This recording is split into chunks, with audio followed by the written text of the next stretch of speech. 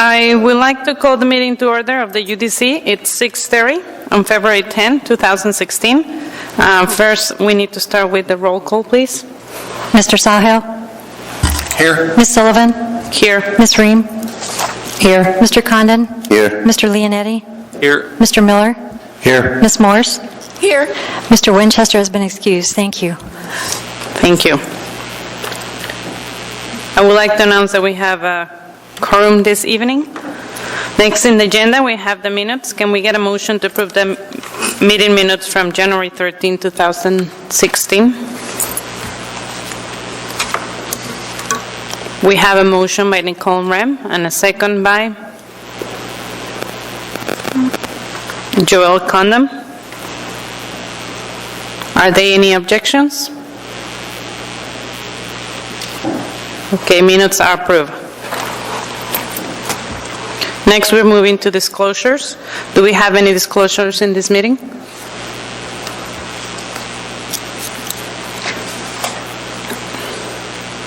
No disclosures. Thank you. Next is approval for the consent agenda. Can I get a motion to approve the consent agenda? We have Resolution 2016-001 and Resolution 2016-002.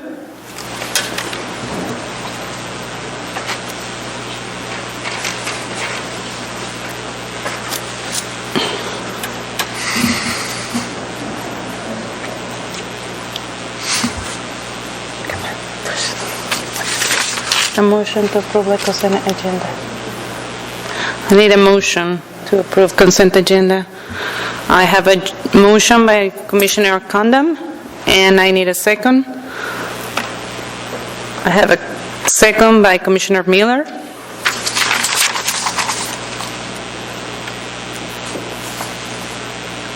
Commissioner Condon, would you like to state your motion? Yes, Madam Chair, I move to approve the consent agenda for February 10th, 2016. Would you like to speak to your motion? No. Okay.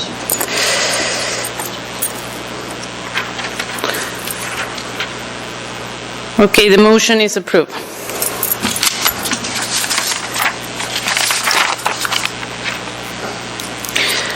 We have two items in the consent agenda. An individual may have appeal rights relating to any action the Urban Design Commission takes, except Commission recommendations to the Assembly, which are not appealable. Appeals must be filed with the Clerk's Office within 20 days after approval by the Urban Design Commission of the resolution, which is the Commission's final decision. A fee for the appeal is required at the time of filing.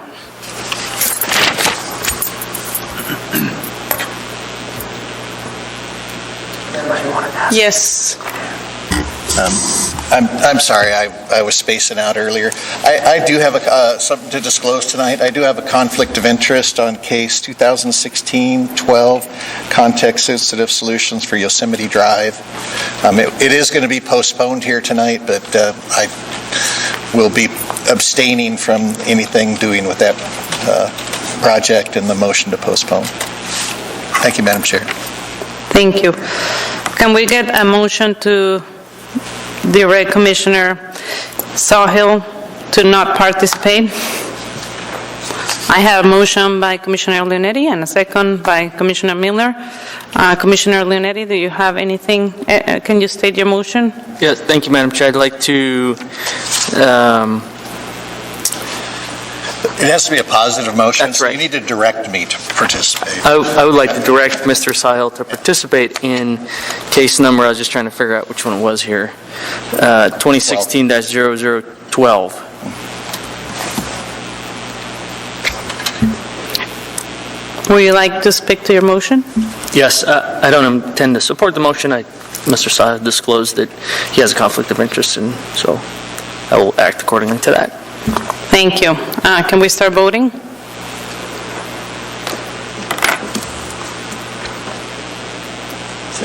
Mr. So, Madam Chair, if I could chime in real quick here. So this motion was a positive motion for Mr. Sawhill to participate.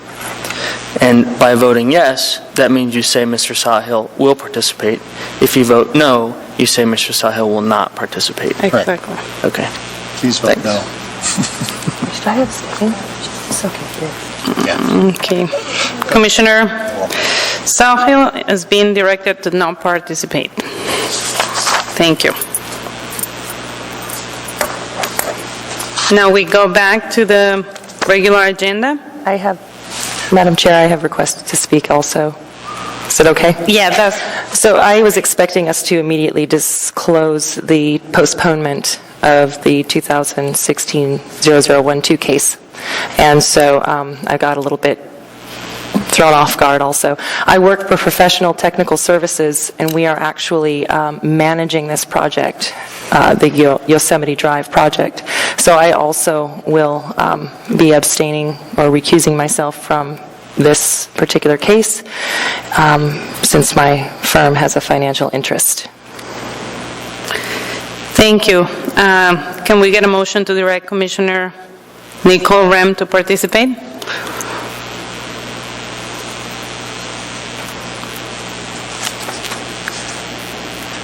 Okay, I have a motion.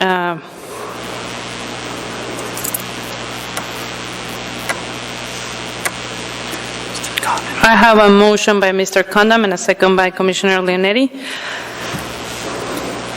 Mr. Condon, would you like to speak to your motion? Yes, Madam Chair, I would like to make a motion to direct Commissioner Rem to participate. Commissioner Leonetti, anything to add? Nope. Okay, can we start voting?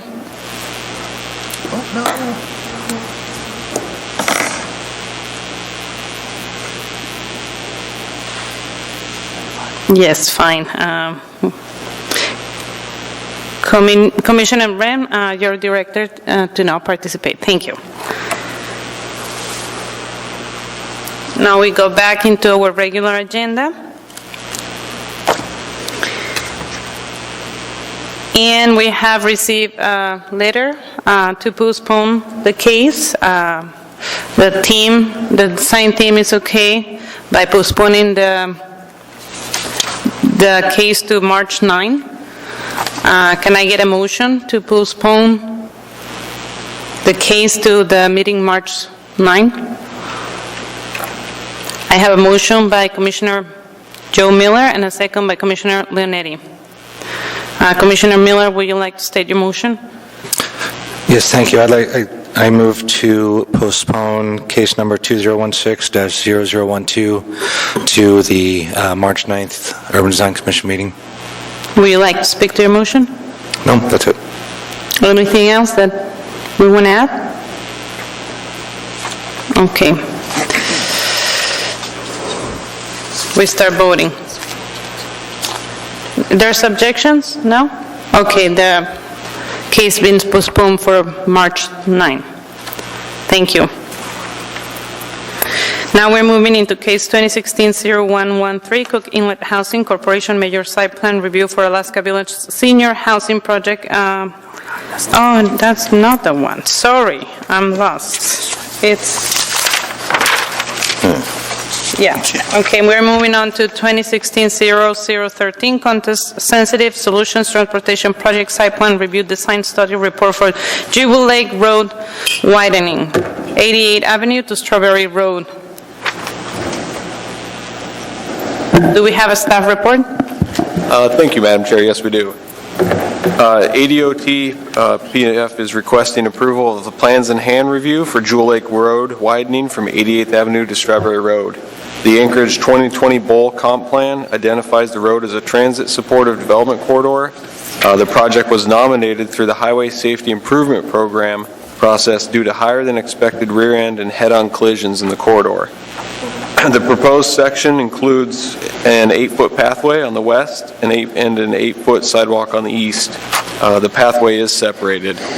Transit bus pullouts will be moved to the far side of the intersections. The purpose of the project is to improve safety for drivers and pedestrians by reducing the number of collisions on Jewel Lake Road between 88th Avenue and Strawberry Road. Four design alternatives were analyzed, and the preferred alternative widens Jewel Lake Road to include a center raised or flush median with left turn lanes at major intersections. The proposed cross-section width varies from 71 feet to 90.5 feet. The roadway will have continuous LED lighting, which is a positive impact and needed improvement for the roadway.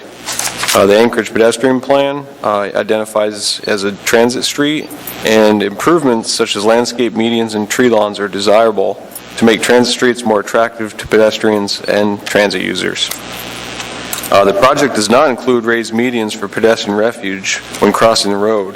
The DSR noted that street crossing opportunities are being considered as part of the project because of the numerous transit stops in the study area. It is expected that these improvements will increase pedestrian and bicycle ridership within that area. However, main comment from the Planning and Zoning Commission noted the lack of consideration for pedestrian safety at signalized intersections. The Anchorage Bicycle Plan project is providing a 5-foot wide shoulder.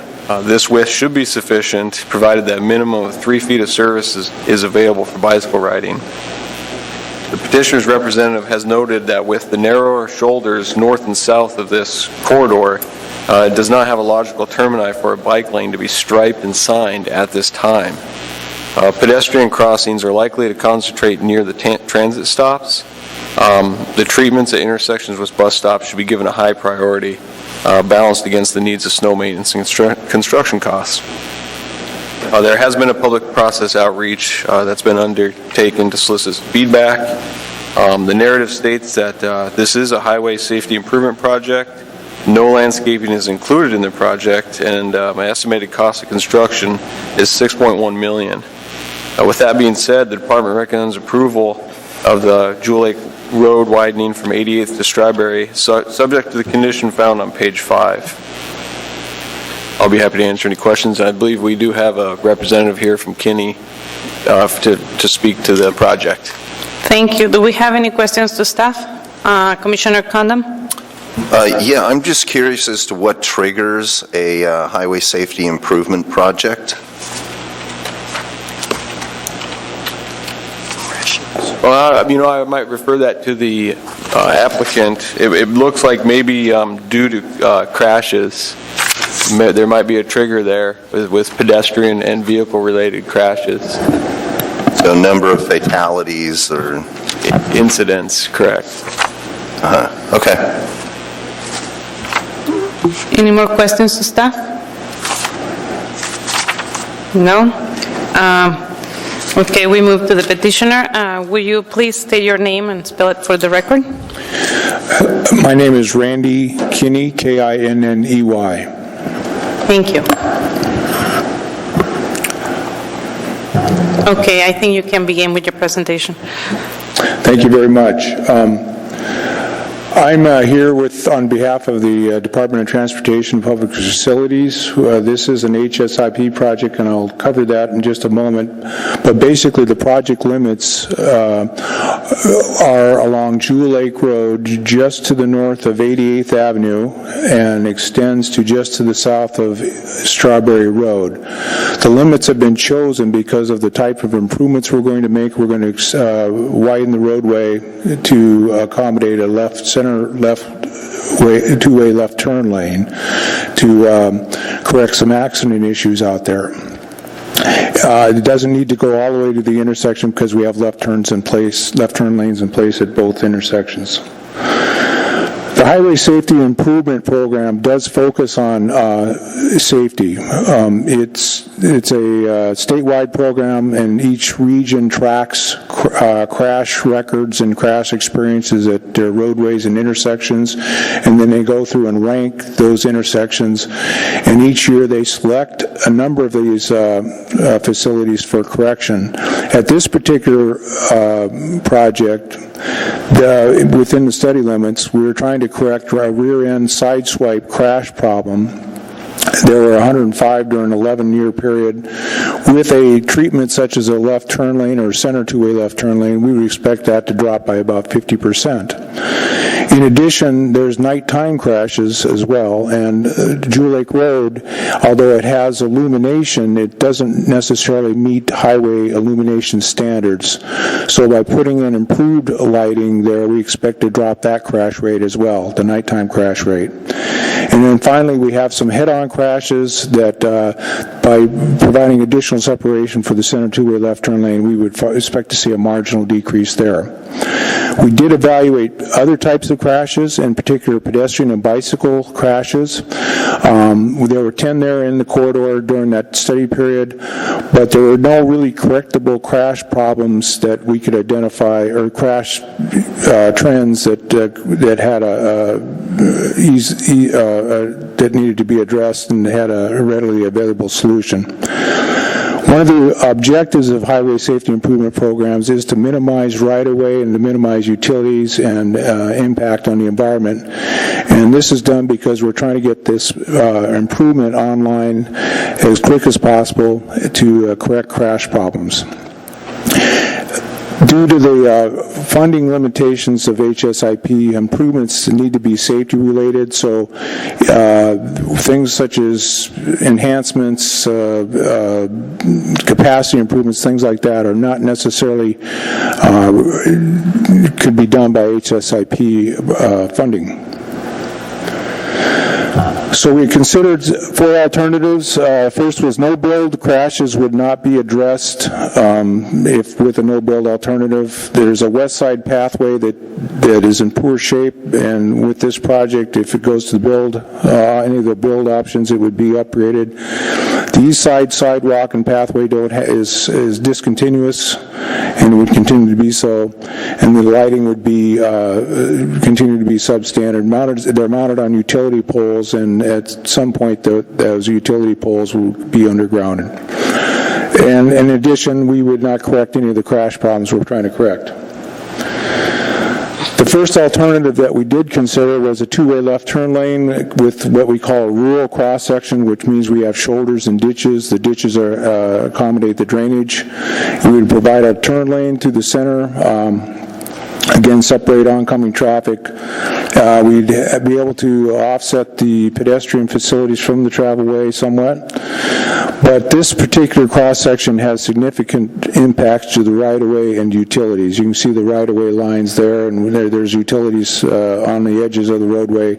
All of those would likely have to be relocated or in some part or in entirety. Another alternative we considered was to put in a combination of the turn lanes, left turn lanes, two-way left turn lanes, and some raised medians at key intersections. That again provides a turn lane which corrects our accident problem we're trying to correct. It would provide medium refuge at some of these key places such as transit stops. But one of the downsides to it is it does increase maintenance costs because of the raised medians. There's the alternative that we settled on was a two-way left turn lane with an urban cross-section without medians. It provides, or without raised medians, it does provide a turn lane, the benefits of the turn lane and separation, and it is a selected alternative. It looks something like this. With this cross-section, we're going to have a sidewalk, continuous sidewalk on the east side. Actually, from this viewpoint here, we're looking north. And on the east side, we're having a continuous complete deck sidewalk on the east side. We rebuild a pathway on the west side. We would provide a curb and gutter and storm drain section to handle drainage, and we'd also have a 5-foot shoulder that meets bikeway standards too. Although, as was mentioned, we're not going to stripe it as a bike lane because there's nothing to connect to the north or south. And the bottom view shows how we would handle the intersections. We're going to widen slightly, flare out, and allow a stripe median there, but basically retain all the other elements for the cross-section. Some other design considerations, the posted speed is 40 miles an hour. The design speed is 45 miles an hour. We're going to retain that for the design. The traffic volumes that we see now, in the construction year is about 11,500, and we expect that to grow to 13,000 in the design year. There's not a tremendous amount of traffic growth in that area. It's actually pretty stable. The lighting that we're going to put in is continuous LED lighting. It's going to be installed by DOT-PF, and there's a pending agreement between DOT and MOA where MOA would take on the maintenance of those lights.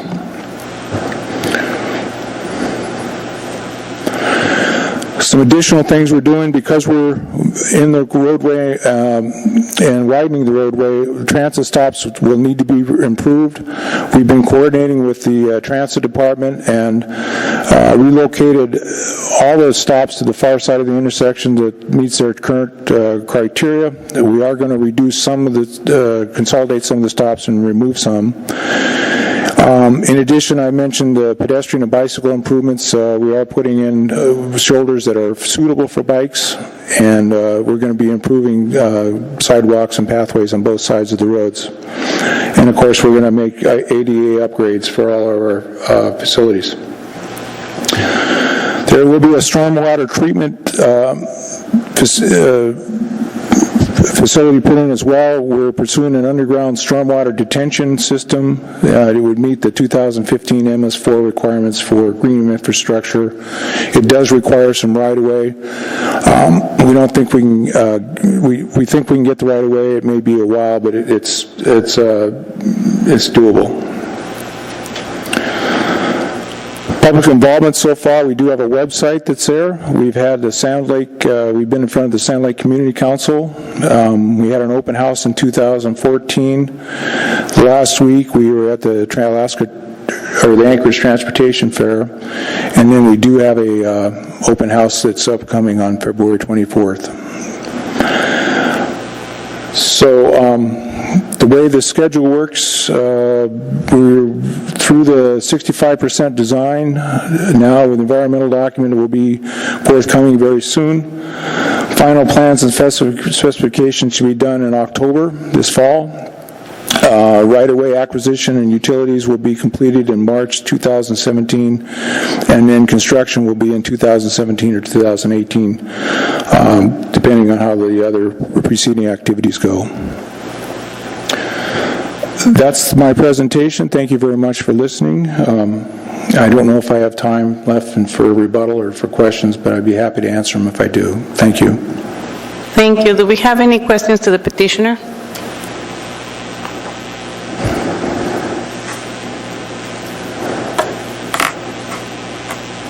Commissioner Sahel?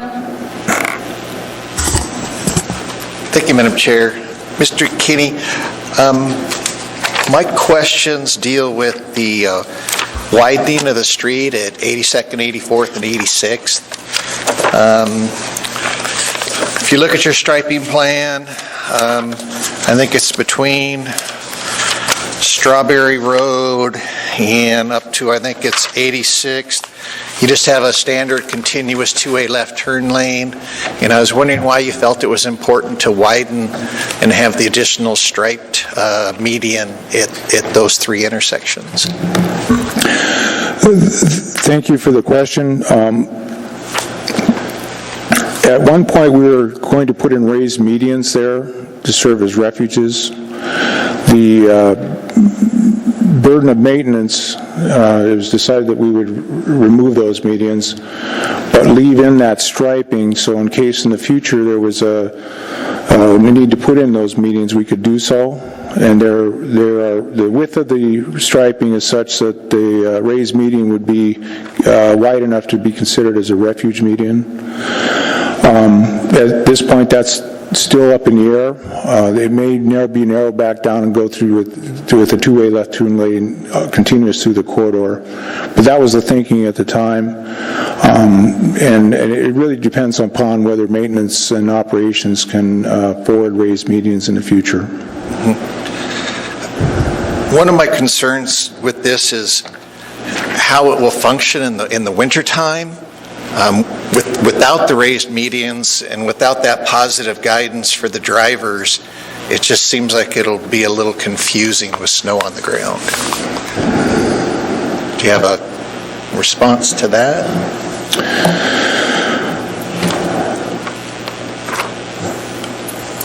Well, I think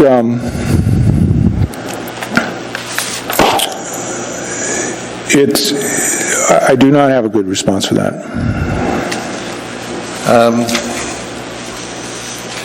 Okay.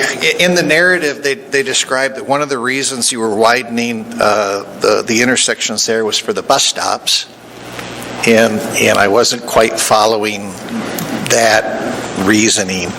And there is no bus stop at 82nd, so I was hoping to understand that a little better. Again, it goes back to the whether or not we would put a refuge median in.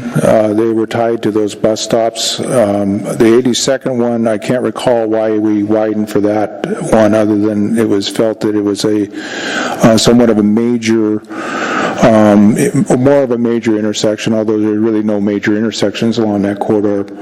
But certainly there could be some pedestrian cross traffic on that 82nd Street that might be served by a median. Okay.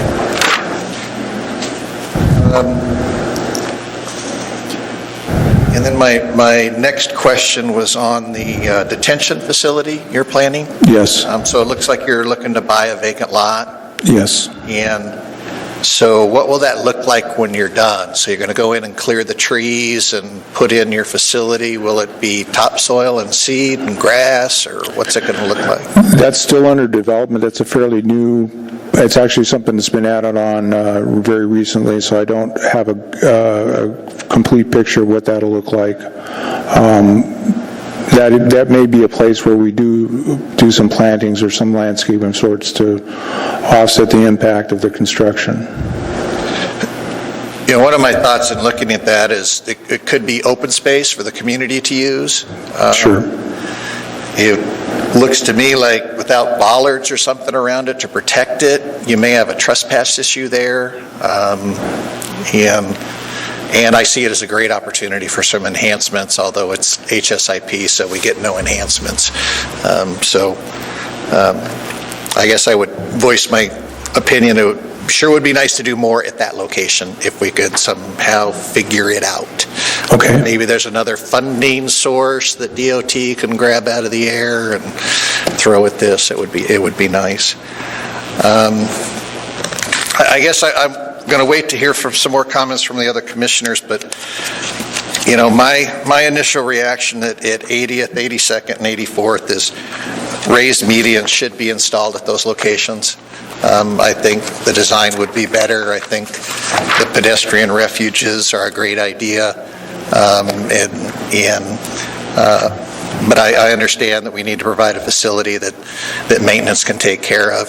I will point out, on the northern end of Jewel Lake, there are raised medians, and maintenance seems to be able to handle those. So it's not impossible.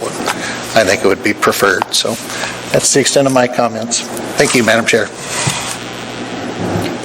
Thank you. Commissioner Leonetti? Thank you, Madam Chair. Hello, Mr. Kenny. I think you guys did a good job on providing some pedestrian pathways and connectivities on the sides, and I think that complies a lot with the Comp 2020 plan and the pedestrian plan and the bicycle plan. I'm concerned that there's no crosswalks at any of the intersections and at the bus stops and the correlation to going from one side to the other. I'm also concerned that, you know, if I back up to the 50,000 foot level, the reason that you're here, the way that I understand this, is because this is a public facility project landscape review, based on the fact that, and that's the form that's filled out here, and it's based on the fact that it's a public facility that is a significant alteration of more than 500,000 or more. So what I see is our review authority is for landscaping, and there's none on the project at all. Staff had commented that the official streets and highways plan and the design criteria manual and the Comp 2020 plan points that out, and I can point them out here. Policy number 34 specifically speaks to transit-supported development corridors, specifically speaks to some of the things that you've done, like the pedestrian pathways, and it also speaks to landscape standards, street standards, and I think you've done some of that, but for some reason landscaping has been avoided, and maybe it's part of this HSIP, but the reason that you're here, standing here, the way that I understand it, is for landscaping. And there's nothing on the project for landscaping. I understand that DOT does want to comply with MOA standards and MOA, DCMs and Comp 20 plans, and they don't want to deviate from that. They just want to do what the community wants and what they can afford. So I'm interested in hearing how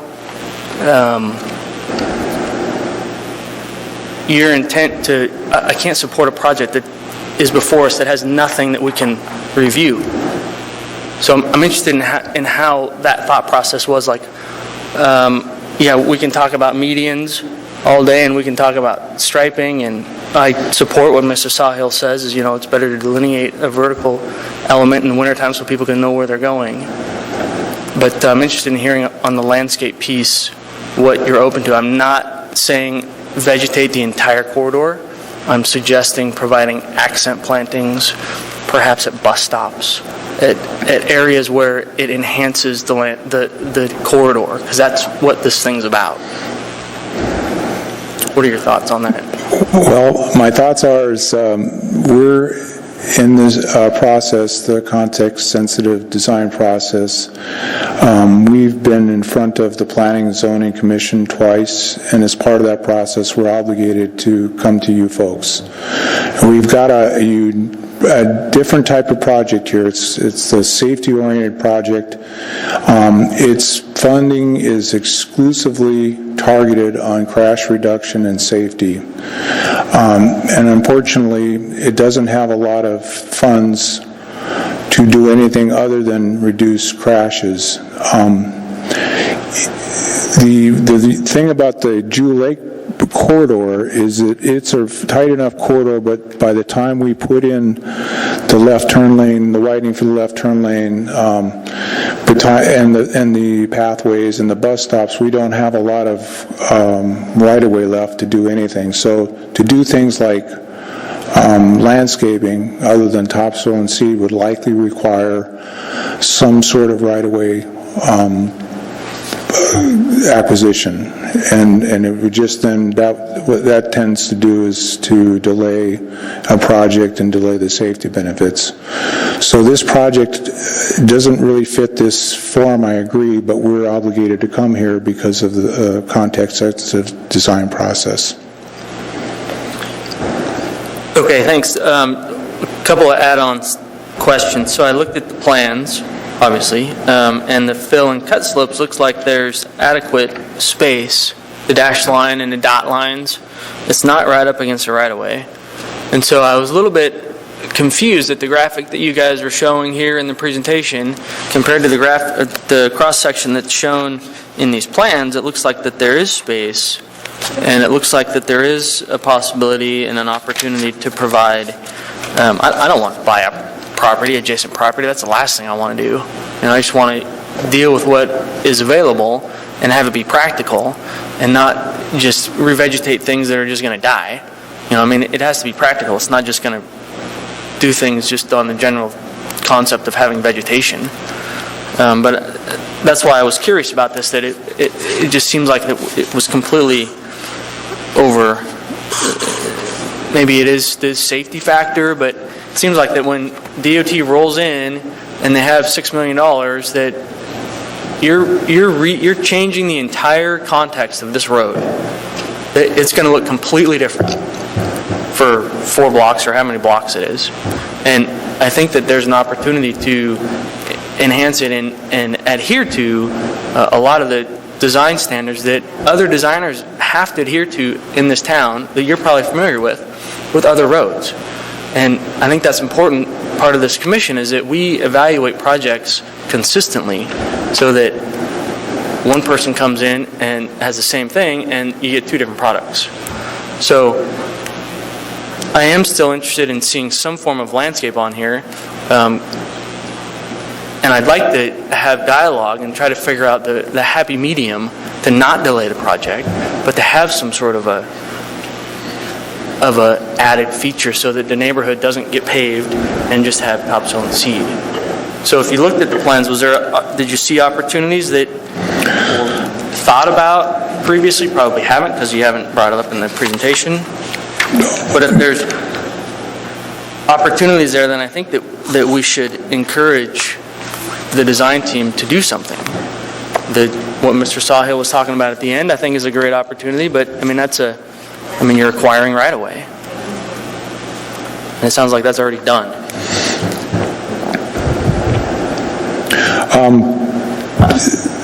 I can take this back to the department, and we can discuss it and see if there's anything we can do with it. Okay, thanks. Commissioner Ram? Thank you, Madam Chair. Is there something in the HSIP funding constraint that does not allow for landscaping? Is that the issue? Do you know? I see Mr. Sawhill nodding his head, and I think he's correct, although I can't quote it one way or the other, but it is very much focused on safety.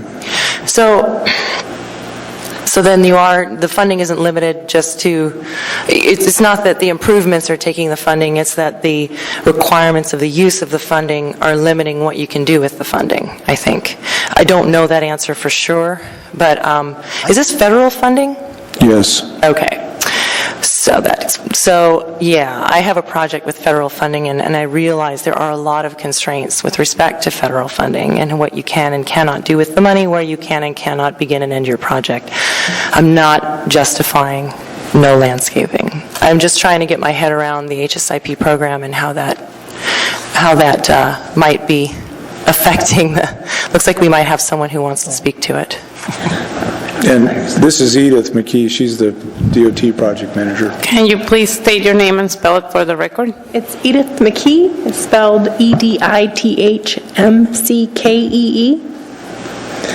So I have some documentation on what the HSIP program can and cannot fund.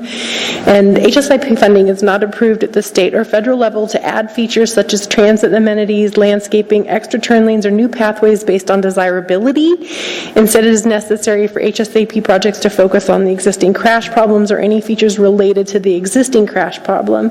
In the event the HSIP work disrupts or displaces other existing roadway features, it will reestablish them to a level that meets current standards, which is why with this particular project we're able to reconstruct or repair the sidewalk, or reconstruct or repair and connect the pathway, because with the widening we're disturbing those facilities. Otherwise, normally we would not make those improvements with HSIP funding. HSIP funding has very specific parameters of what it can be used and what it cannot be used for. And if landscaping is not one of the features that we can use HSIP funding for. Thank you. Thank you, Edith. Thanks. Well, I think that answers our question as to why we don't see a lot of landscaping out there. There isn't any out there right now.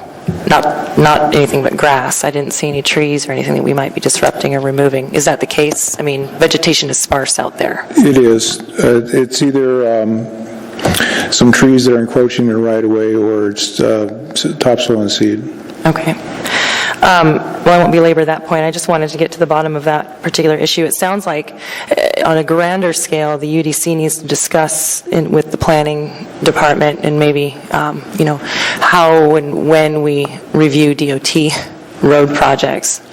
Our purview is pretty limited here, but we'll go on. I do share concerns about the lack of the medians I mean, we maintain raised medians all over town. It's hard for me to believe that maintenance supersedes or trumps safety in this instance when safety is the primary concern.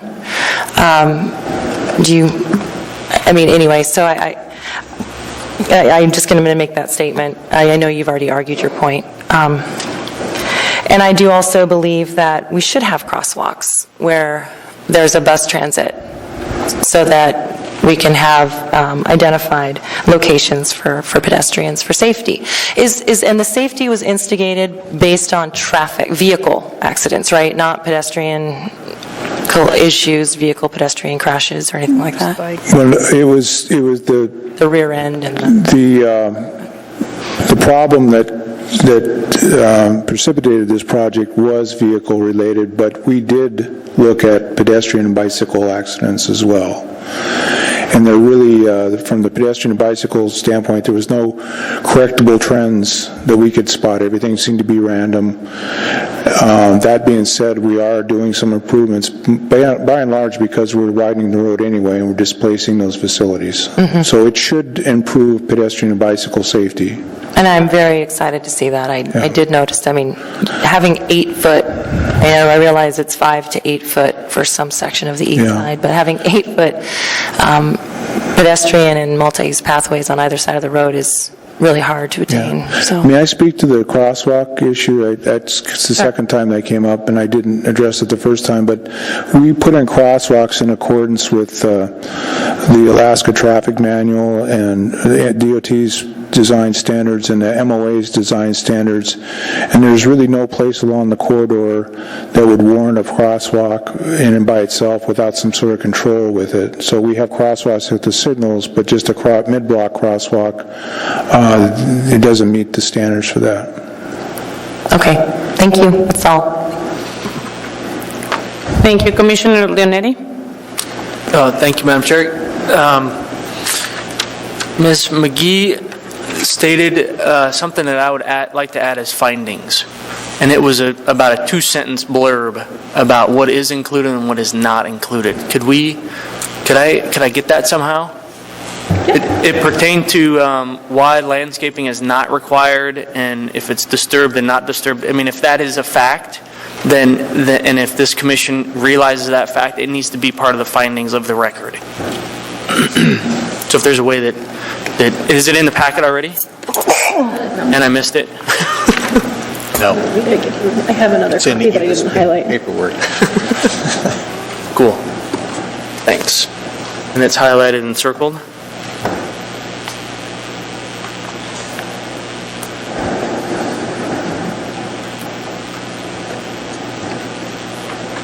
And then I just wanted to confirm that no vegetation, like there's a I didn't see a demo plan or anything, but there's no existing vegetation being removed, trees and shrubs.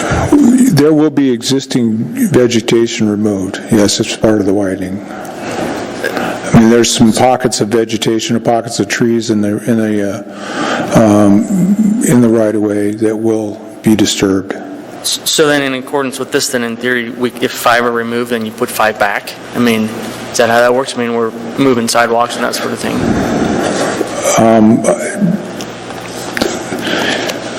I can check into it. Okay.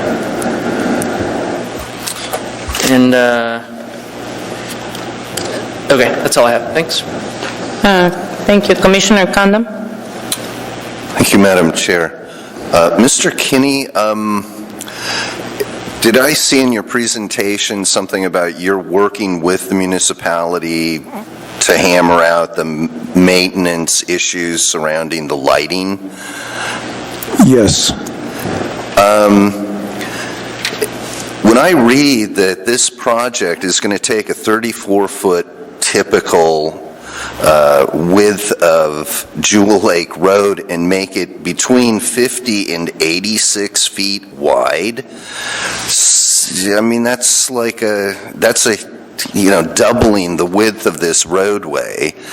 And then I'm not seeing anything in terms of mitigating doubling the size of this roadway with some kind of streetscape amenities, landscaping. Is there a possibility that you can, like you're doing with the lighting, can you work with the municipality and somehow secure some kind of funding so that the landscaping and streetscaping that is important to the Urban Design Commission could be accommodated? I can look into it.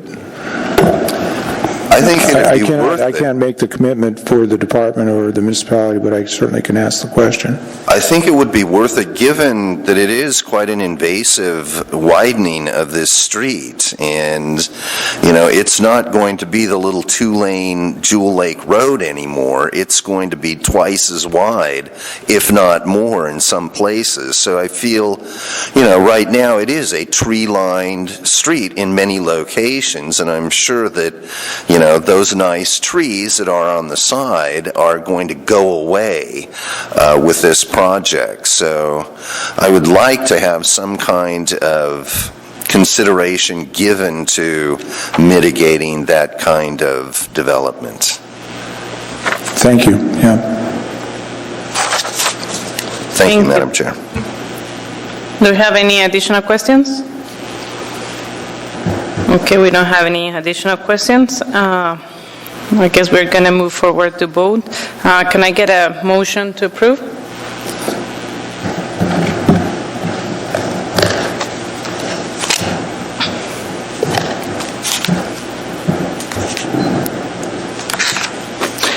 I have a motion by Commissioner Sawhill, and I have a second by Commissioner Ram. Commissioner Sawhill, would you like to state your motion? Thank you, Madam Chair. In case 2016-0013, I move for approval of the plans and hand review for Jewel Lake Road widening from 88th Avenue to Strawberry Road. Subject to staff's condition number 1 and a new condition number 2 to consider raised medians at the intersections of 80th, 82nd, and 84th.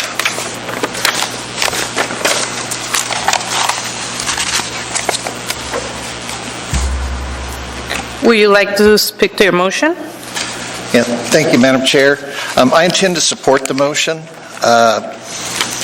I guess I would first like to share my fellow commissioners' frustrations that there aren't streetscape or amenities included with this project.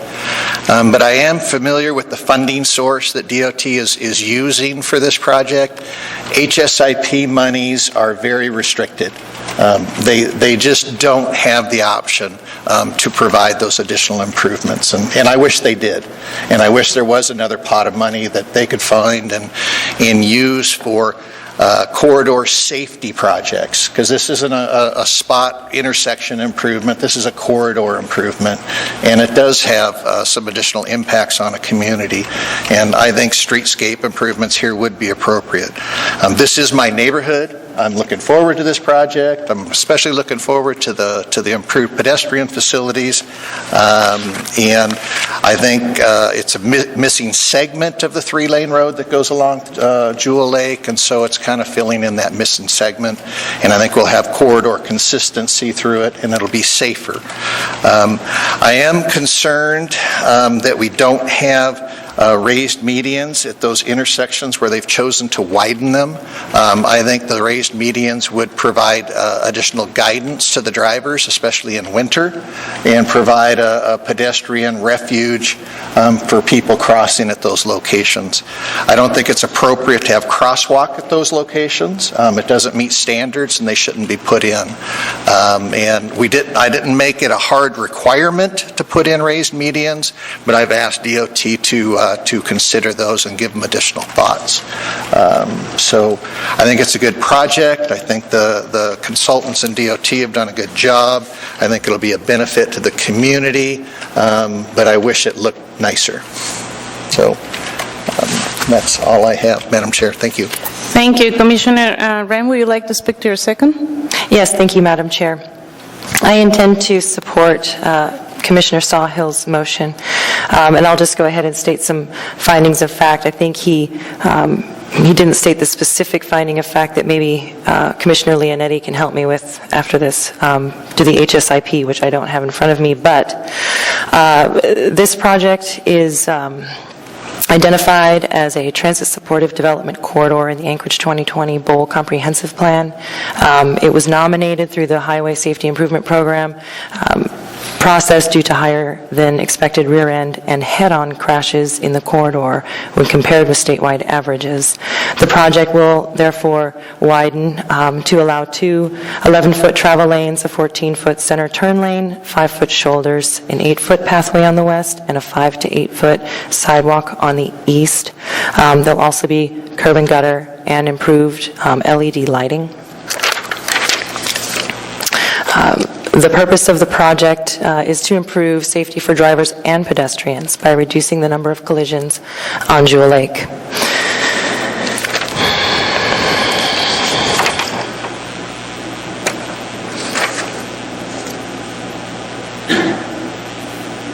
Okay, that's all I have.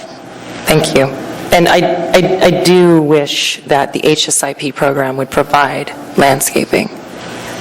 So if there's a way that we can get funding for landscaping, for the trees that we remove, I think that would be ideal. But anyway. Thank you. Commissioner Leonetti? Thank you, Madam Chair. I would just like to add one finding of fact, and that is the HSIP funding is not approved at the state or federal level to add features such as transit amenities, landscaping, extra turn lanes, or new pathways based on desirability.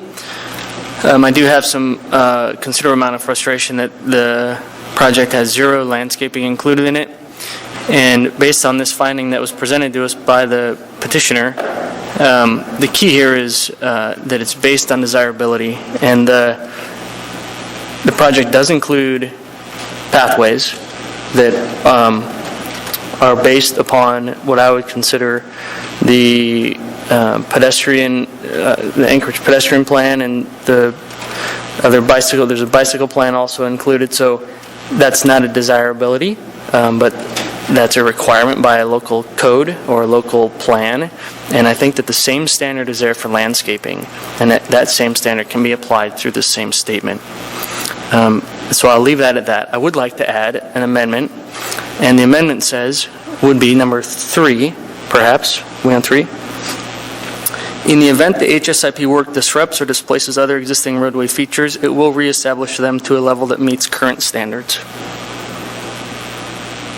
I need to make a motion. Yes. I'll state it again.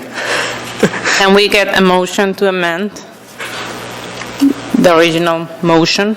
I moved. I need a second. Second. We have a second by Commissioner Condon. So number 3, in the event the HSIP work disrupts or displaces other existing roadway features, it will reestablish them to the level that meets current standards.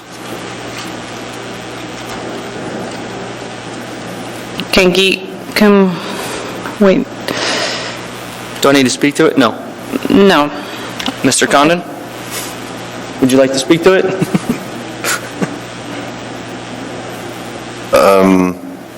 I think this is the motion to amend. I intend to support the motion to amend. Thank you. Can we start voting on the amendment to the original motion? Madam Chair, I have a question first before we vote. I guess I would ask for explanation of the features you're hoping that they'll replace.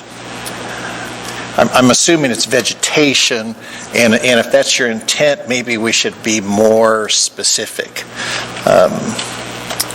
That is the intention, to replace vegetation. I don't want to have onerous condition that revegetates the entire corridor. I think it's important that if there is vegetation that's removed, that it is replaced at the same level. And I could modify this to say it will reestablish vegetation to a level that meets the current standards. Would that be helpful? Yeah, I think the more specific we are, I think it gives more positive direction to the department, and I'm assuming eventually they'll have to get a sign-off from staff that shows that they've conformed to that requirement, and so it will help staff evaluate what our intent was. So I'll retract my motion. Maybe we get to vote. And No, because I want to, okay, we'll vote. I don't support my motion. That's what we will do.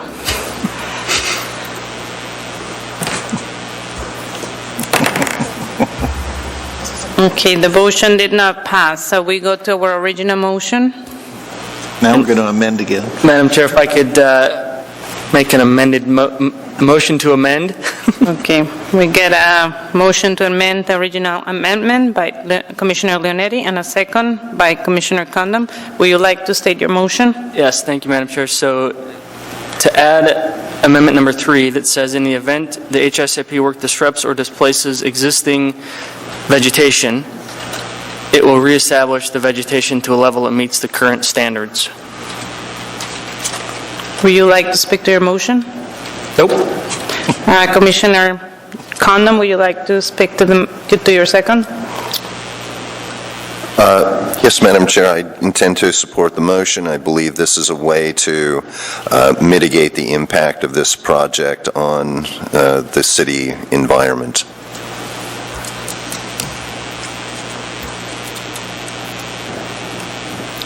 Okay, I guess we'll start voting.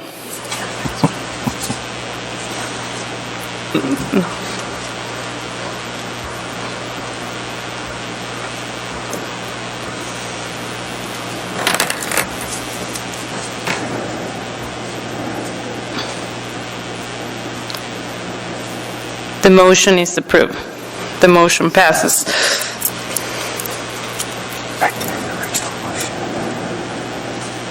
Yes. Now we go back to our original motion, and can we start voting?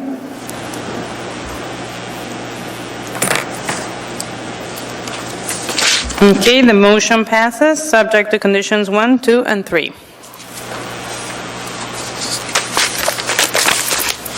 Thank you.